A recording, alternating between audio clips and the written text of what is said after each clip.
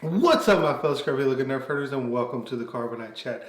Today we're going to be talking about The Mandalorian, mostly the final episode. The season finale came out actually yesterday. Unfortunately, I'm getting it to you today on kind of my breakdown of that, but I'll also kind of cover a few things as far as the whole season goes since I haven't done that yet. I do have 3 or 4 videos that I really want to get into breaking down some of the really interesting and cool things they did throughout this season, because there was some really smart things they did that I think all of Star Wars can learn from. But those will be for later episodes, so let's go ahead and just get into what happened in this episode. First off, to start, I wasn't the biggest fan of it. I think it ran on just a little bit too long. It was very clearly a Taika episode. I mean, as soon as it started, I looked over at my girlfriend. I was like, "Oh yeah, I forgot. Taika's directing this, and his humor fits much better with Marvel." But it wasn't anything too bad. I mean, it was a bit of Marvel humor. It did seem to go on a little too long. I was very surprised that they were willing to hit Yoda 3 times in this scene. My girlfriend was about to lose her mind. I think a lot of people probably were, especially some of the newer fans. I mean, I know my mom is really into this series right now, mainly because of Baby Yoda. And so when that started happening, I thought for sure IG is going to make them pay tenfold, and so that's going to kind of make up for it, kind of be this catharsis. Really, in my opinion, it wasn't though. I mean, obviously you defeated them and it's cool or whatever, and I was fine with it. But I feel like the fact that you're hitting a baby repeatedly, they got off kind of easily ultimately. Some people have brought up the fact that maybe they were supposed to be like a Tag and Binks type thing, which would be really interesting and would make me like it a lot more. If you ever read those comics, they're really, really great. I actually need to go over those comics. I started to do that video before I quit YouTube for about a year, and I'll probably need to get back on and do those because if you ever read those comics, they're absolutely hilarious. My question though with this scene is they were talking about Gideon killing off a bunch of people. I don't know if that was just other troopers messing with them or what, but when you get to the scene back with Gideon talking, there's no dead bodies around, which makes me feel like that was all a lie. Seems like it would be because that character doesn't seem like he's that kind of crazy of a person just shooting people for interrupting him. So I feel like that just kind of played in on the joke, but I don't know. It just, again, it connected more with me not being the biggest fan of how that scene worked out. But of course, it fit perfectly. The IG is the one that shows up, saves Baby Yoda, and it'll roll into kind of this storyline that that Mando's going through of kind of accepting and growing past some of his hiccups that he has as a character, his dislike of droids, distrust of droids, not believing any of them that can help him. And then that obviously, I believe, is kind of hinted at coming from when we see the backstory of where the super commandos are coming in and they're all shooting up his family and killing his family. You know, that would obviously kind of cause a hiccup with anybody where they would be very untrusting of any type like that. Going into that backstory, we have the conversation with Gideon, and he kind of gives everybody's backstories, lets everybody know that he knows who they are, and you know that makes them more vulnerable. He's obviously a very smart villain, and that makes him much more dangerous than we even expected beforehand. He's not just someone to be messed with. Of course, we find out Mando's real name, but the key thing we see is the full play out of this kind of flashback that we keep seeing, where we see his family killed, but then we find out that he is then saved by Death Watch, which is really cool. Goes back to the Clone Wars. For those of you who haven't been watching, Clone Wars is coming back out, I think in May or March. So I'll definitely be going back through all the Clone Wars episodes and breaking those down because it's some of my favorite Star Wars of absolutely anything, which is why I was completely right when I said about a year ago that TV, Star Wars TV, is where Star Wars is going to be at from now on. This is where the best storytelling is going to happen, period. I did a video the other day about why TV is destroying movies, and particularly trilogies, and how they just can't really work how they used to work because we have a new concept or idea of how we enjoy storytelling thanks to these mini series and TV shows like Game of Thrones or Breaking Bad. And I think Mandalorian just proved that even more. And I think going forward, the best stories we're going to get is going to be on TV. But I was right. What can I say? Somebody else commented that I was right about the Game of Thrones guys, because I said about a year and a half ago how they were going to screw up everything. And they did. Of course, they did. But fortunately, one of the very few smart things Kathleen Kennedy did, she did get rid of them, so they won't be making Star Wars. So that's a very good sign. But anyways, back into the story.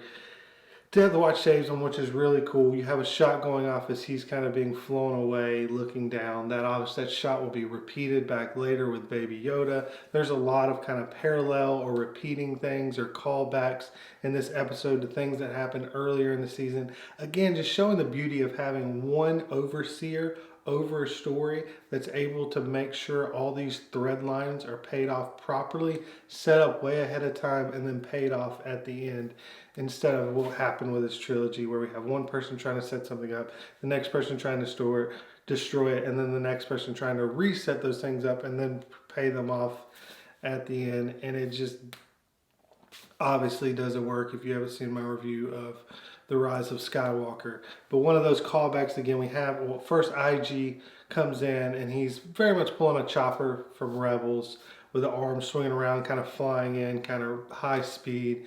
Very similar to what Chopper did in a few of the episodes of Rebels. I didn't like Chopper. I know a lot of people did. He was a little too childish for me, but obviously I know it was a kid's show, but just as far as it goes, I wasn't the biggest fan of Chopper. So this scene was like, all right, it works. It kind of solves some of the issues that we have as far as the story goes.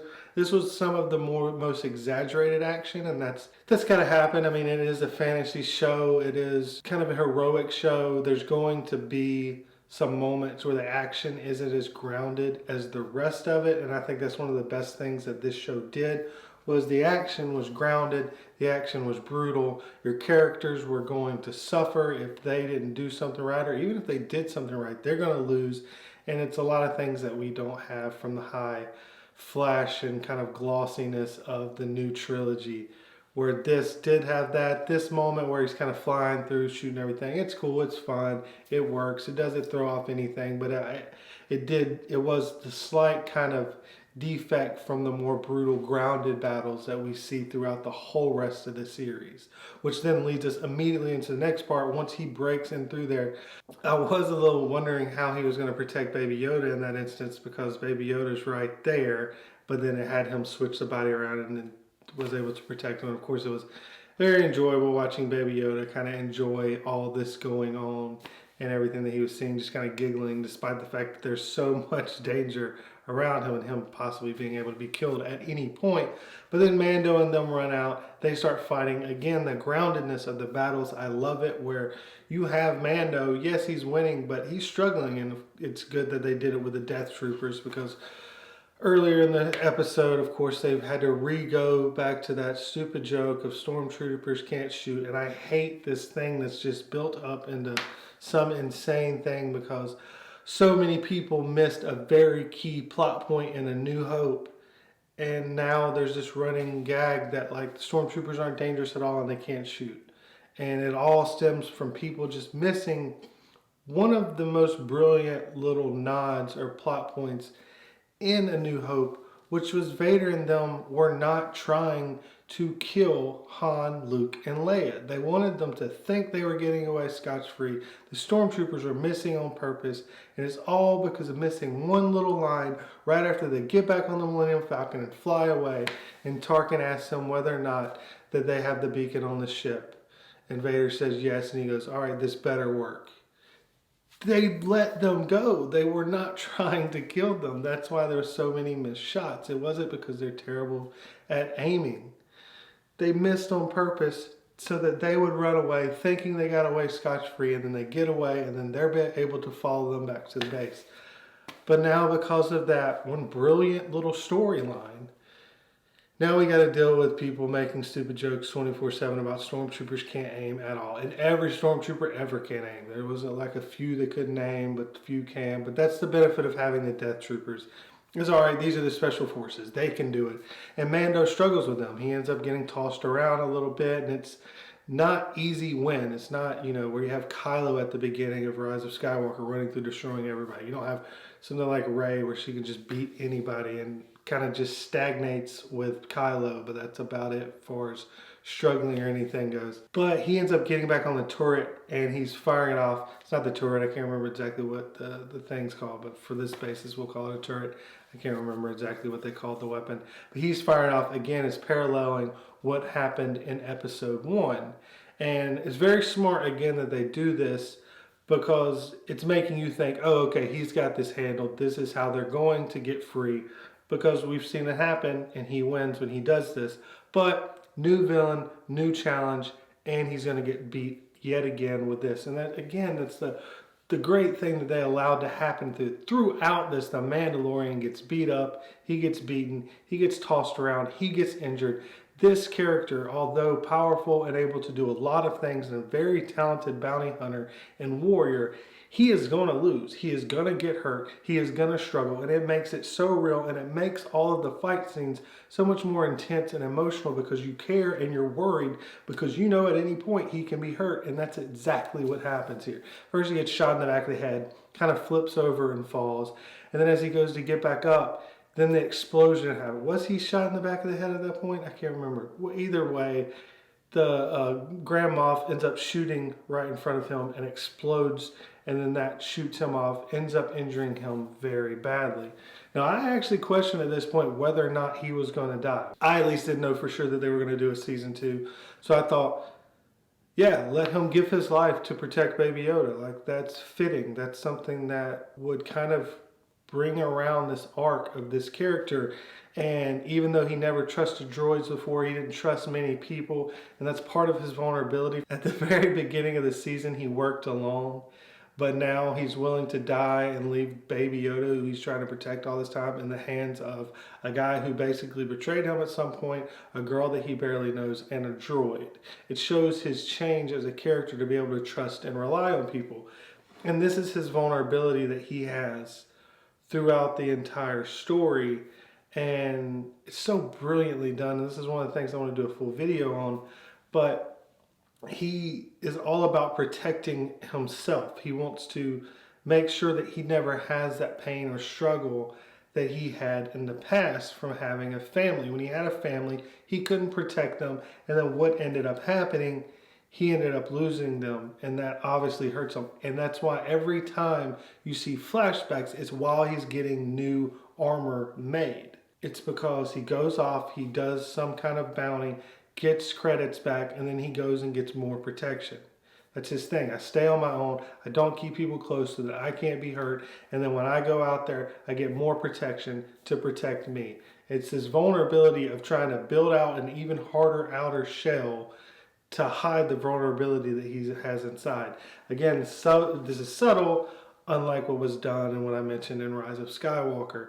But that's why each time you see a flashback, it's in the middle of her making him more armor. But here's where he really is forced to show his vulnerability and really make that complete character arc, because his new armor, the armor that's supposed to protect him better than anything else, the Beskar Steel, he's now hurt more than he's been hurt at any other point. Since he got the Beskar Steel, he really hasn't been injured like he had been injured at the beginning of the movies. Kind of the challenges that he had throughout the middle part of the story was that he was without some of the necessities that he would typically have to fight in a battle, which made him have to struggle a little bit more, like in episodes 4 and episodes 5, and then also in episode 6, where he has an entire group who had a plan to get him and basically went behind his back until he was put at a very hard deficit. But he was never hurt like he was at the beginning of the series, where he was beat from the jaw, was knocked out, you know, when he had the mud horn and was ended up being injured really badly. Those things don't happen anymore because he's got the Beskar Steel, but now it does, and that opens up a severe vulnerability for him. He's going to have to reveal and deal with these vulnerabilities, and that's what leads to the point of him having the argument about whether or not he's taking off his helmet. He's holding on to this. He's not going to let people see who he really is. It already started when Grand Moff, God, I keep forgetting, Grand Moff Gideon ends up saying his name, because that's what he's always lived off of. He's lived off the fact that now he put the helmet on. He is no longer who he was before. That vulnerability, even though still inside him, for the outer appearances and for everyone else, it's no longer visible. It's not there. No one knows who he was. No one knows of that struggle. No one knows of that weakness and loss that he had.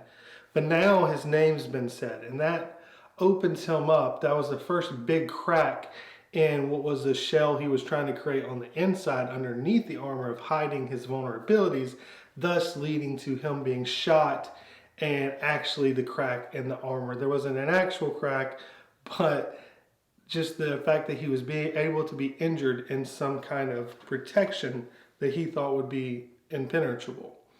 Then we have, I thought for sure Baby Yoda would heal him.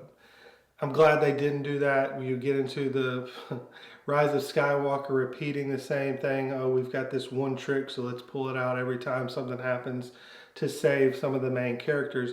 But instead, Baby Yoda stops the fire. And it was a cool shot, really interesting. I liked the trooper coming in. He looked kind of cool. He walked in like he was, the most badass guy in the world, which I kind of enjoyed. I'm very interested in this shot. If you pay attention, again, one of the videos I want to do is how they tell the story from point of view angles, and how, depending on whoever edited this series, did a phenomenal job. Because when you have a main character that can't give facial expressions, it's really up to slight movements by the actor, which Pedro Pascal did an amazing job. He's an amazing actor. But also it's up to the directing and very largely the editing and how they place shots from showing this blank expressionless helmet and cut to something else to help you understand the emotions of what's going on, to tell you the story without you being told the story. The editing in this was phenomenal. And this is one shot where when the fire happens and the fire kind of explodes and Baby Yoda stopping it, and then you turn and then it cuts to the Mandalorian and you see the flames kind of glow in his vision right there, where it goes from the lens to where you now see the flames going. That comes back in just a second. I'll actually kind of go over my thoughts on that once we get to that point, but it's key to bring up here right now. He finally convinces them, after Baby Yoda does that, to go on and leave him there, and IG is going to protect him, which again, this is absolutely beautiful. It's forcing him to deal with some of his vulnerabilities and struggles. At this point, he's going to have to start relying on droids, even to the point that when they get into the lava fields, first thing we saw at the beginning of episode 1 was he didn't even want to ride in a vehicle that it was driven by a droid. But now he's forced to ride on the ferry through the lava with a droid. And he's not that worried about it. He kind of takes it in stride without much of a worry. And then here he has to begin to trust IG-11. And this is where the vulnerability really spikes, because he actually ends up taking off his helmet. And it's kind of a metaphor for that he is now becoming completely vulnerable. Before, he didn't want anybody around. He wanted to be by himself. He didn't want to have something that he could end up losing, that he couldn't end up protecting completely himself. That's why he wanted to be all by himself. He did not want to trust droids, because droids was what took that thing from him before. But now he's seeing that he needs to learn to trust, because everyone's not the same. And now this droid is actually what's protecting that which he loves. And he's got to accept that he does love and care for this, little baby, this child. And he needs to understand, as he's been shown throughout the entire story, that he needs others to survive. On many occasions, his survival has strictly come from the help of other people. Baby Yoda on a few times. Quill ends up helping him, because he would have never been able to get his stuff back from the Jawas. He's helped by so many different, the Mandalorian showing up at the end of episode 3.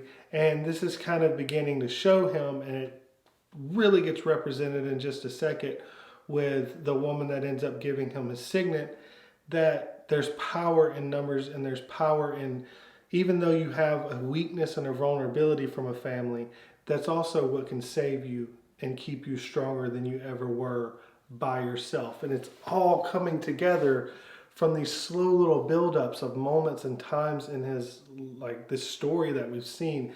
And it was so absolutely beautifully done. But here's where he gets healed with the back ten. We're going down into the tunnels, and this is where you have to get the other side of it. So this story is, in its essence, what made Star Wars great. George Lucas, when he made it, he wanted it to be a good versus evil. He wanted to be something that kids would watch growing up and see that you need to be good, that good ultimately will prevail over evil. It's a positive thing to try and go and do the right thing, and that was kind of what he wanted to teach. A good versus evil is very much just light and dark, very basic, old school style of writing. Nowadays, with so many different stories, anti-heroes being the best thing, and trust me, I love all of those. But that doesn't work so much with the kind of fairy tale mythic storytelling of something like a Star Wars that does need to have this kind of very basic good and evil morality to it, to have the soul and heart of what makes Star Wars Star Wars.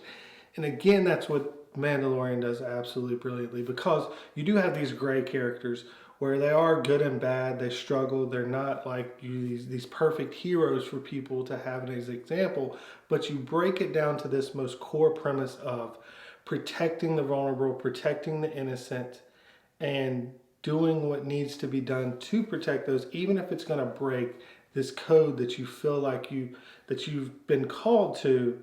If it's not the right thing, you don't do it. You go off and you do what you know needs to be done, which the Mandalorian did to start protecting Baby Yoda. Very again, with the vulnerabilities that he doesn't want to do this, that he just obeys his honor and doesn't think about what happens or what goes on. He just does his job, gets more protection, goes on and repeats it, and kind of shuts him off under this shell of armor and protection so that he never has to be vulnerable. It's very fitting that once he gets the Beskar Steel, and I believe episode 3, that now that he's got the highest level of protection that he can have, it's when what's inside underneath the armor breaks the most and he has to go and protect this child, which is going to make him very vulnerable moving forward. But he makes that moral choice to do so. And even though, yes, he has struggles throughout, it ultimately seems like it was a very easy and obvious choice. There was no pain, there was no hurt that came from that. He ends up loving the child more and more as time goes on. He meets some people, he ends up helping some people. It's this easy, great story. But the beauty again of this is that doing the right thing doesn't always mean everything's going to work out perfectly for you. You know, that's kind of karma thing of do the right thing and good things are always going to happen to you. Good things are going to happen to you. In this instance, he finds out what happens because he went back and protected that child. And that's that most of the Mandalorians that he knew are all dead now because he went and protected the child. Now this puts this last kind of obstacle in front of him morality-wise of what do you do now?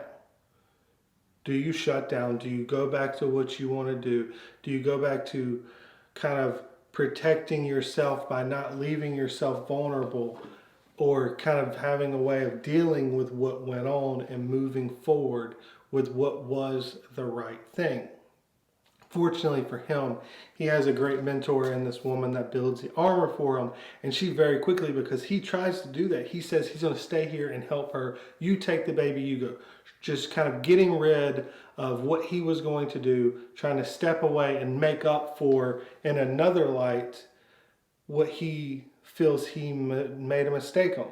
But she very quickly informs him that no, this is the way, this is what we do, this is how we go about things. That was the right thing. They died, but they died for a good cause because you need to protect this child. This child is like your son now, and this is what you have to do. And I thought that was absolutely beautiful. He then steps up and is willing to do that. You see the final turn, that he's willing to understand and accept that there's going to be loss, that there's going to be pain in who he cares for, but that doesn't mean that he needs to push away from other people and go back to kind of being on his own, hidden underneath the armor. And that's when he receives one more little piece on his armor that is perfectly touched, perfectly connects the whole kind of thesis, the whole idea, the theme of this whole thing. And that's that he gets the signet of the Mudhorn, which he refused earlier. Again, a parallel, it kind of called back, bringing it back. He refused it because he said it wasn't a clean kill. It wasn't worthy. It wasn't honorable. But this is her now telling him, no, it was honorable, it was worthy, because you're not just you're a group. As she said, you're a clan of two. And the baby Yoda, because you protect him and you guard him all this time, he protected and helped you. It's this payback that you have for doing the right and moral thing. And it won't always go right all the time, like we saw with the losing the Mandalorian people, but it goes right here. It's a beautiful storytelling. God, this thing, episodes 4, 5, and 6 were not great. They were okay, some better than some. Episode 5 was absolutely terrible. It's a discussion about whether or not Dave Filoni is really ready for live action. But 1 through 3 was absolutely brilliant, and then 7 and 8 closed it out absolutely amazingly. Also, a conversation needs to be had about Deborah Chow and whether or not it's the best thing in the world for her to direct Obi-Wan or do Obi-Wan Kenobi. As far as this goes, she killed it with her episodes. Was it 3 and 7? I mean, absolutely brilliant. Bravo to her. She did an amazing job, but that's another time for another video. But he gets this in it. She tells him that you're a clan of two now, and it kind of pulls together this whole story. It's sitting out now on the outside of his armor. This armor that's hiding and protecting everything, where it's hiding his true vulnerability. Now, what was the vulnerability, having multiple people, having to protect somebody, the possibility and the chance of loss, is now put on the outside as a sign and something to wear with pride, that you are vulnerable, but that actually makes you stronger. The two coming together makes you stronger. The family as a whole makes you stronger. And that's what Star Wars is about. It's about family. It's about people, even if it's not your direct family, because we can look at it and you've got the Skywalkers, and then the whole thing is kind of a story about them, but it's also about the Skywalker that didn't have his family at that point, Luke, kind of coming together and finding this whole new family. And yes, I know at the end, Leia ends up being his sister, so it was his direct family, but for the majority of the time, we don't know that. And Han and Chewie, they are not his family. But it's this weird kind of collection of people coming together and solving their issues and working together to be able to accomplish something great. And that's the soul and the heart of what Star Wars is. I think that's exactly why a lot of people ended up liking Rogue One and thinking that it kind of had that same fulfillment and feeling of Star Wars. Is it was about this ragtag group of nobodies all coming together and kind of building some kind of camaraderie together. And if you look at the sequel trilogy, how much time did Finn, Poe, and Rey spend together? Very little. Poe and Finn had the very beginning of the movie in Force Awakens, and they had a seemingly great connection, but then they didn't really hang out with each other at all until the third movie. Rey broke off again, then she broke off in the second movie. Finn went off on his own on the second movie. They tried to add in a Force Rose and him, and then in the third movie we try to act like they're these pals that's been together forever and just going on like Han, Luke, and Leia, but it didn't work. We didn't have the time to build this camaraderie, to see this kind of ragtag group come together. But here we did. We got to see the slow build-up. We had Quill, we have IG, we have Kara. I can't remember Apollo's name, but they all come together, and it's a beautiful thing. That's what makes Star Wars, and that's why this worked so absolutely beautifully. Then you have again another payoff from episode 3, another little parallel turnaround comeback where he gets the jetpack. And again, it's kind of this honor, this step of his growth. He now receives this new power in the hero's journey. When somebody begins to make that step, there's this magical thing that they can get or achieve. You know, in Harry Potter, it's the wand. In Star Wars, it's the lightsaber. It's technically the Force, but there's some metaphorical thing that they actually get, to hold and grasp. That's a sign or a symbol. And in this case, for the Mandalorian, it's the jetpack. He now has the ability. He sees what happens before, where when the guy flew off, he's like, I got to get me one of those. And now he's getting one. And it calls back again to his backstory with the Death Watch, where they all had them and they flew away and they protected them. Now he's grown fully and understands that he needs a group, Death Watch, Mandalorians, they all stick together and work together. Now he's building his own family and clan, and now that he understands that he's got to work together with multiple people, and he's worked past the vulnerabilities and struggle inside of himself to become a better person, now he can get the jetpack as well. Beautiful storytelling. I mean, absolutely beautiful. Finally, she ends up fighting, and yet again, the beauty of the action in this. Yes, of course, it's very unlikely that someone would beat off 4 or 5 people in an instance like this, but it is very grounded. She's using the tool of her trades. There's nothing extremely extravagant as far as movie and action hero type stuff goes. It's completely plausible in our minds to be able to accept this. And I love it, and I love the brutality of it. When she slams in her crush, you see the helmet crushing open. Absolutely wonderful. I love it. This chick is amazing as well. It was all just brilliant. Yet again, he gets into the ferry now, and you see kind of the trust of the droid. You see it even further when IG is going to sacrifice himself, and it even kind of calls it out, one of the less subtle things, but again, it works brilliantly. IG calls him out on being sad about this happening, and the stark change from where we began to where we are now. So IG is going to sacrifice himself, and you see the sadness and the vulnerability coming out. Again, he's a changed character now. It's going to be more out in the open, even though he kind of tries to deny it a little bit that he's not sad, but clearly he is. IG, a callback again to episode 1, where IG is going to do the self-destruct thing. I mean, it was obvious that was what was going to happen, but it was so brilliantly done that it works perfectly. When he goes and does it, this is when yet again we have the fire shot where the explosion of IG-88, and it cuts to the face of the Mandalorian. And again, it's expressionless.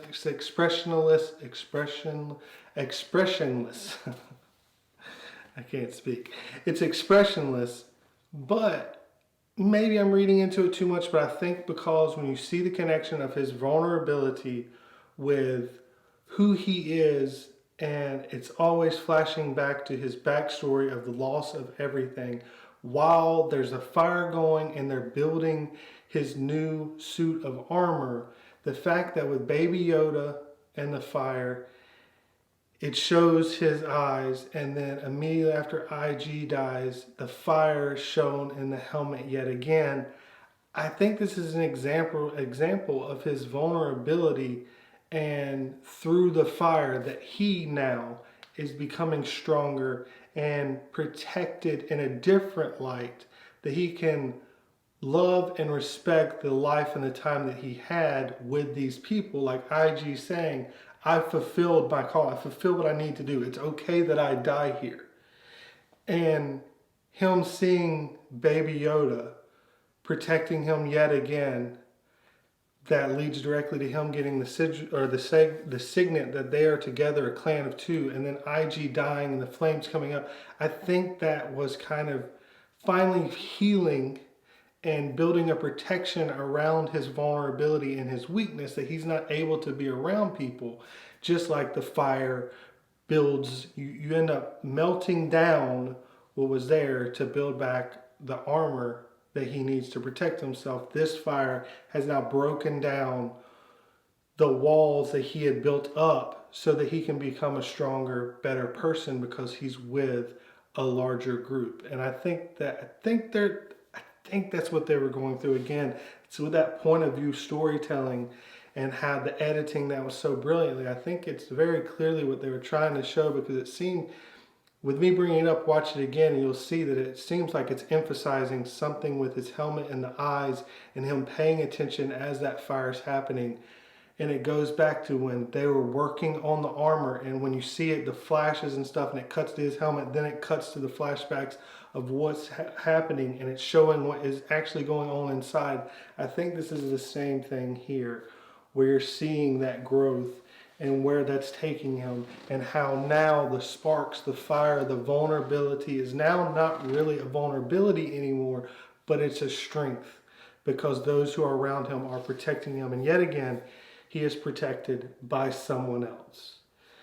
Then you have Grand Moff showing up yet again, and you have the jetpack. And I got nervous when I saw him putting on the jetpack. First off, there was some really bad editing.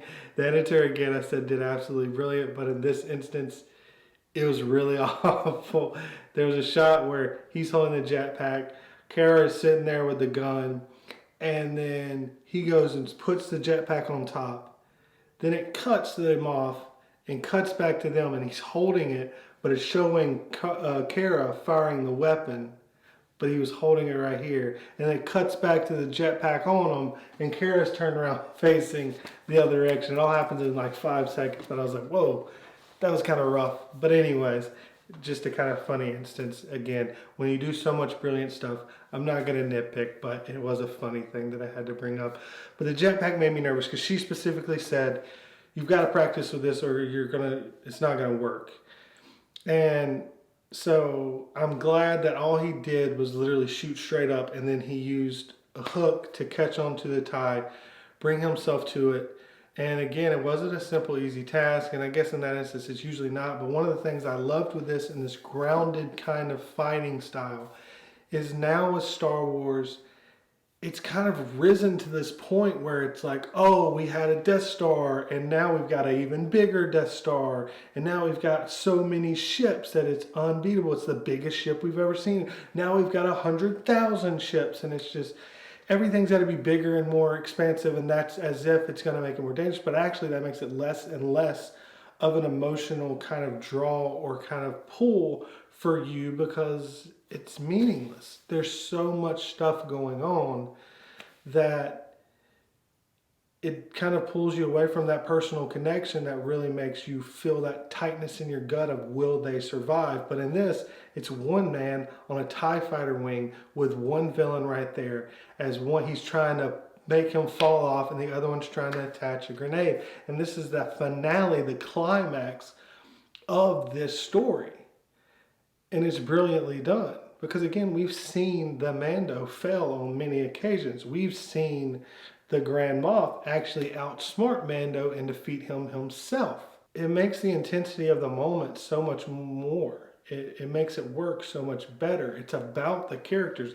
That's why in Return of the Jedi, what's so special is that emotional, personal battle in between with Luke and Vader. It's the same thing that you have in Empire Strikes Back, where it's a personal thing.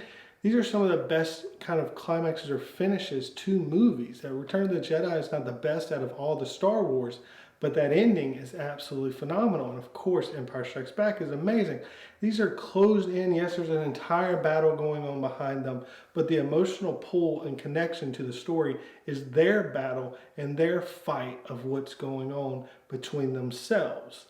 And this story does that brilliantly. Of course, he ends up getting it, and the only other thing the jetpack does is just kind of stop him right at the end so he's able to land. I think one last little nice touch they had on the end is the comment about maybe Yoda will protect you. It's just kind of touching on one last time, in case you didn't get the little themes that we're playing in here, is that he's not alone anymore, that there is strength and power together. And the Mandos learn this.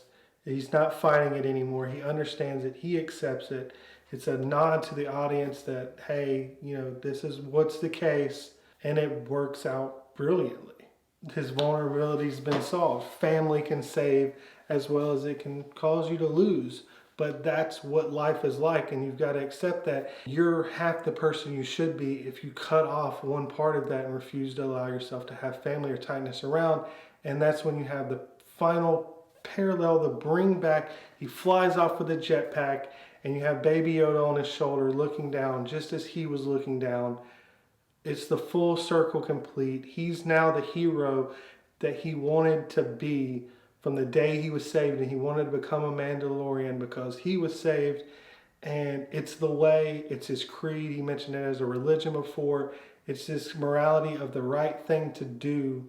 And we have that full circle completion with the parallel of Yoda and him from the flashback in the same position as a Mando flies away on the jetpack carrying him off. And just one last beautiful little touch as far as they go. You have the necklace that Baby Yoda has. And it's a callback again to just the beautiful storytelling when you have one character that can't even speak in Baby Yoda and one character that speaks very little and is emotionless because he has a helmet covering him. It's so brilliant. You have these little actions that tell you and help you understand what's going on with the character. Where at first, he's very offish for Baby Yoda. You have the Baby Yoda trying to grab and mess with stuff. And you have the end of episode 3 where you get that nice little touch where he unscrews the ball and drops it to Baby Yoda himself. Before you have him only grabbing the case and moving the case, you have the next step where he's actually grabbing Baby Yoda, but he's still grabbing him and then setting him down. And then finally you have him where he sets it in his lap. There's these little storytelling things they do with just the actions that happen where it's so brilliantly done that if you're paying attention, you understand that there's this growth of character. There's this connection happening over time. And it pays off brilliantly with not only does he allow him to have this necklace that was very important and close to him, it's his connection to who he is as a person that, again, was at one point him all by himself. There was nobody else, but now he's a clan and his little boy, because the woman says that he's to treat him as if he is his father now until he finds his family. He now lets him hold on to that necklace. Just as he dropped the little ball. The ball is just a meaningless thing. If he loses it, he can go and buy another one. But now he has the necklace, his necklace, with the Mandalorian there that he can have and he tells him to hold on to. And it's just a beautiful touch and end. There's no super overly sentimental moment because that wouldn't fit for this story. It's just a simple thing of, let me see that necklace, man. I never thought I would see this again. How about you hold on to that for me? And then Baby Yoda just kind of takes it back and starts kind of chewing on it or whatever. It's just so beautiful. The overall storytelling in this is absolutely amazing. And then just a little nugget for the Star Wars fans, and this is how you do fan service right. You go back, you knew the Moff wasn't dead because there wasn't a huge explosion. It made it kind of obvious that he would pop back up. But you see it begin to light up on the tie and you're thinking, oh, well, he's alive. I kind of knew that was going to happen. But then you see the Darksaber pop out. And oh my God, that's absolutely amazing. That's definitely going to come back. Actually, I just thought of this. I mean, does that mean by season 2 or season 3 that possibly Mando could end up having the Darksaber? Are you kidding me?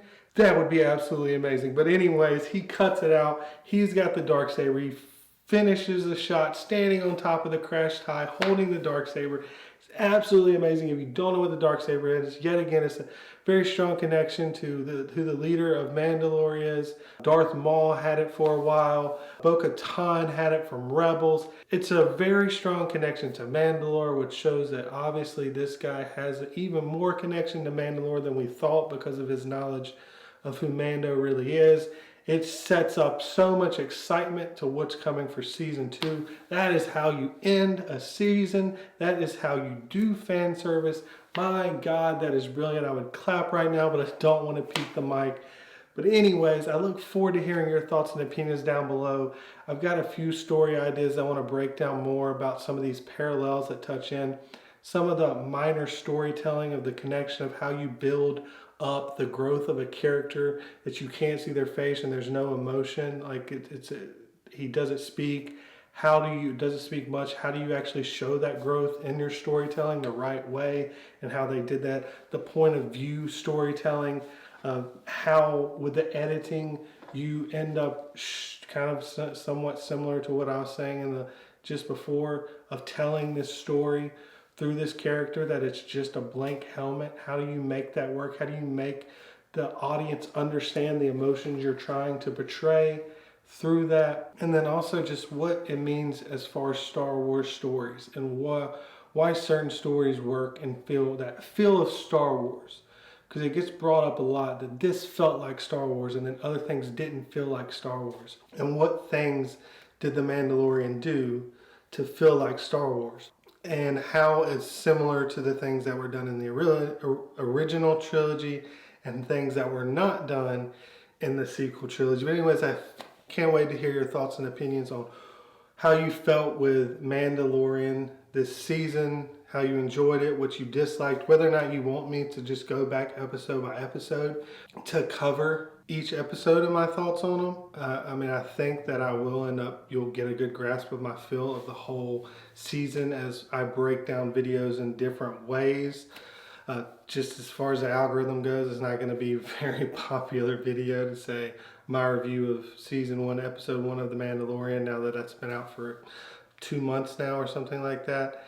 So kind of connecting them and making maybe like a kind of a video essay of sorts about certain topics that over the multiple video essays will help you understand what exactly my thoughts and feelings are on this. But it's brilliant. 4 was okay. It was a repeat of happened with Clone Wars. 1 through 3 was absolute perfection. It was brilliant, beautiful storytelling. 4 was weak.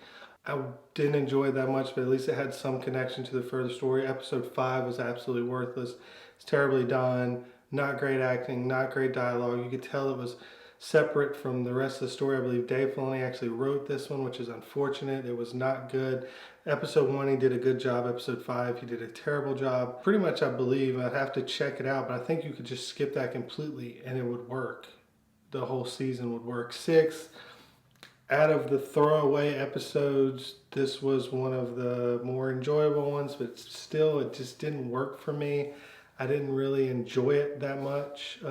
Again, Rick Famuyiwa, I'm a fan of his. Dope. I love that movie. I thought he did great in episode 2. This one just didn't quite work as much. I love Bobby from Sons of Anarchy was in it, but some of the acting was rough with me. The girl from Game of Thrones was just trying way too hard and it did not work for me. The Twilight Girl. And then 7 and 8, man, just absolutely perfect. But I look forward to hearing your thoughts and opinions down below. I'll quit with my run on and continuing through all of this. Thank you very much for watching, and never forget, you nerf herders, I love you.